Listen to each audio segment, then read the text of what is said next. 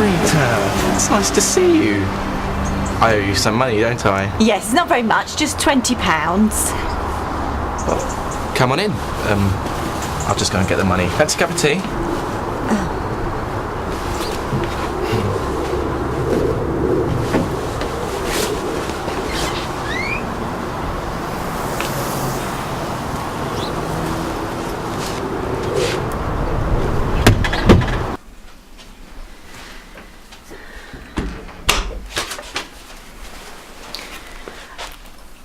Well, I haven't got much time.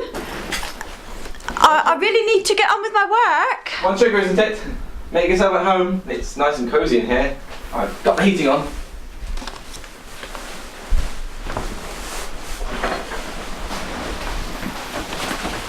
There you go. That'll warm you up. Well, I haven't got much time. I really have to get on with my work. Please don't go. We haven't really had much of a chance to chat before, and I'd like to know more about you. Well, perhaps another time. I really need to finish my work and go home. Please don't go. You haven't had your tea yet, and I've gone to so much trouble, and I've been waiting so long for someone to, can't we just sit down and talk? I mean, I don't get many visitors, and well, only Richard next door. Like I said, I really need to be going. Now, please, I must go. Oh!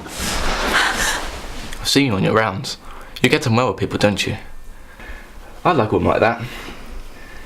Nice, genuine person. Not one of these patronising idiots you seem to get so much of these days. So what do you look for in a man? I often think I make a good husband. I would never cheat. I am kind. And I'll take great care of you. Mr. Warren, do not say another word. You're embarrassing yourself and you're making me feel most uncomfortable. I liked you from the first moment I met you. So what's your son like? I often think I make a good dad. If you're such a great person, why are you keeping me here? I'm going! You're right, son. It's Richard. I was just wondering if you could help me with my lawnmower, mate.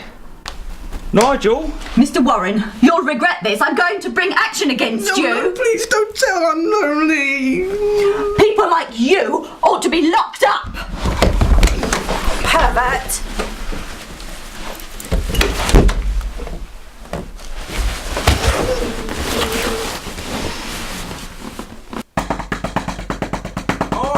All right, I'm coming. Oh, patient tosser, what is it?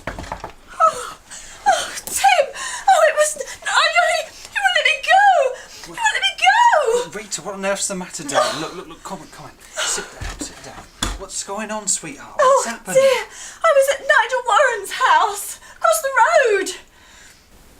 Oh, well, look, come on, sit down, darling. Sit yourself down. Now, look, tell me what's happened. Take all the time you need, okay? I was at Nigel Warren's house over the road. Nigel. Oh, yes. Oh, he's a weird chap, isn't he? He used to bug me and Martin out something proper. He looks like something out of a 70s Open University programme. If only he was that innocent. I went over there to collect the money for Doorstops. He invited me in for a cup of tea. Despite my protest, I went in. Sat down on the sofa. When I got up to leave, he flipped.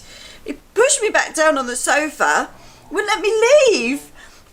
He started to tell me that he watches me, and then he mentioned my son. Now, let me get this clear in my head.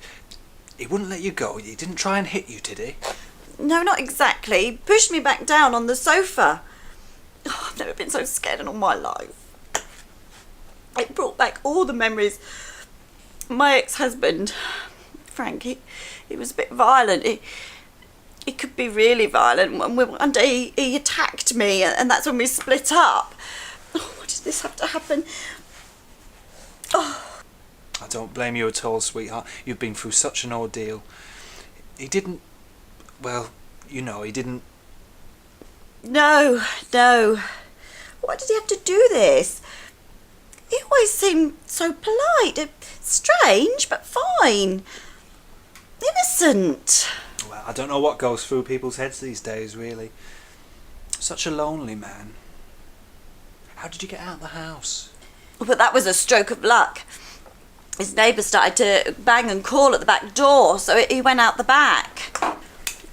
What do you think I should do? Well, drink this for a start. It'll calm your nerves, sweetheart. Thanks, Tim.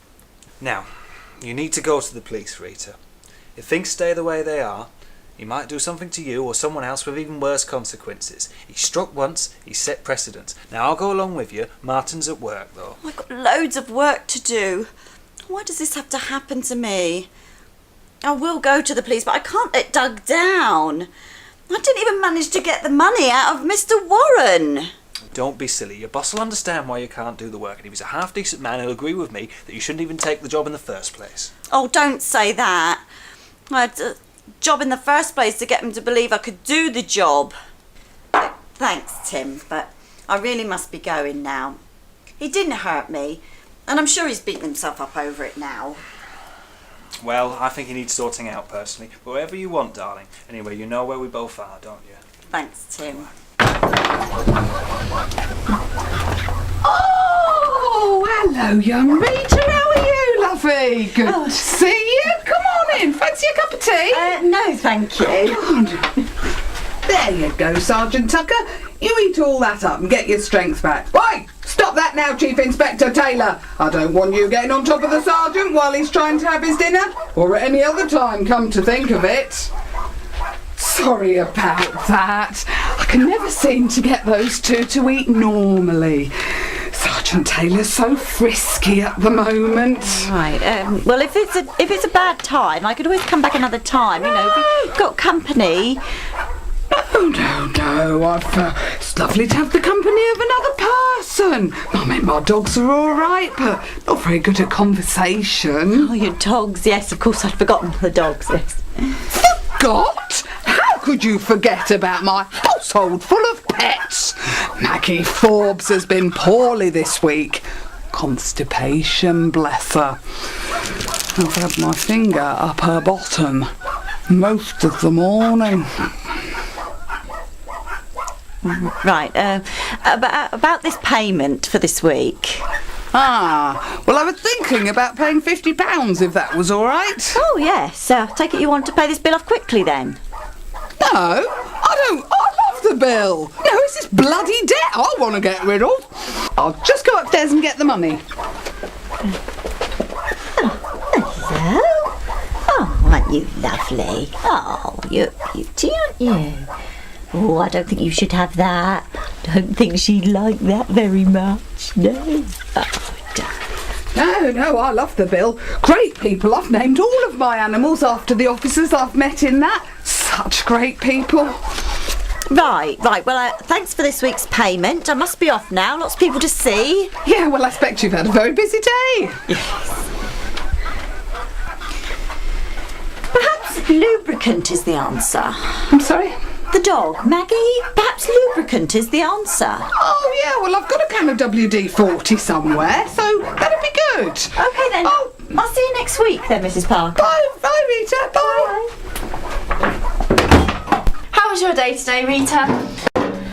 Oh, well, it was busy, you know, same old. I believe you. Thousands wouldn't. Oh, I'll be glad when this week's over. We had this woman come in today. She looked like a cross between Anne Widdecombe and Shrek. We thought she wanted some heather and some bulbs. Turns out she actually wanted to tell someone her life story. And guess who was on the checkout? Lord Lucan. Terrible, isn't it? Yes. Sorry, Lord Lucan? Well, actually, it was me. I was just seeing if you were paying attention. Oh, sorry, Nikki. I've just got a few things on my mind. Really? Hadn't guessed. You know, I may only work in a garden centre by day, but by night I can be a Joan of all trades. Master of none, I'll grant you. But I'm a good listener and maker of tea. Oh, thanks, love. I'll be all right. Mind you, the tea sounds like a nice idea. I'll pop an Earl Grey in for you. Thanks. I had some trouble at work today. One of my customers made me feel like I was cornered, for want of a better word. He trapped you? Kind of. It just made me feel like I was trapped. It was no force involved. It was just shook me up a little bit, you know. Have you reported it to anyone? No. Well, I told one of my customers, Tim, and his friend. They're very nice. Have you not told your boss? Doug, no. No, I've not been in the office much today. Rita, you should tell him. The customer needs to be warned off before this gets out of hand. Yeah, I know. Tim said something similar.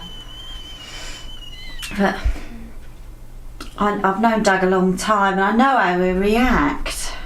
The filthy little bastard! He needs to be taught a lesson, and I'm his bloody teacher. And what good's that going to do? You're going to go and beat him up, are you? Get yourself banged up? What good's that? It's going to make me feel a hell of a lot better. There's too many weirdos preying around on the innocent and the weak. Excuse me, I'm not some child. Oh, come off it, Rita. Don't start taking offence now. You were scared out of your mind and you know it. Knew he was strong enough to take advantage of you. That's why he tried it. He's a nutter. Everybody said he's an odd bloke. Even some women are scared to let their kids go near his house. I should never have put him on your round. What do you want to do now, Rita? I'd like us to go over to his house and talk to him. Make him understand what it is he's done. But only if you're going to be reasonable. If that's what you want, Rita, then I'll come with you. But I still think it will be a waste of time. The only way to sort somebody out like that is to take him to the police. But if it's your choice, I'll stick by it. I just feel that if we go to the police, we'll be causing more trouble than is necessary. Tim was right. Nigel's a lonely old man. Not old, obviously, but he's lonely and he's... Not surprising that he's a bit weird, because he's been on his own so long. Okay. You ready to go? Yeah, I'll be alright. Well, what's going on? You told me you'd sort this out.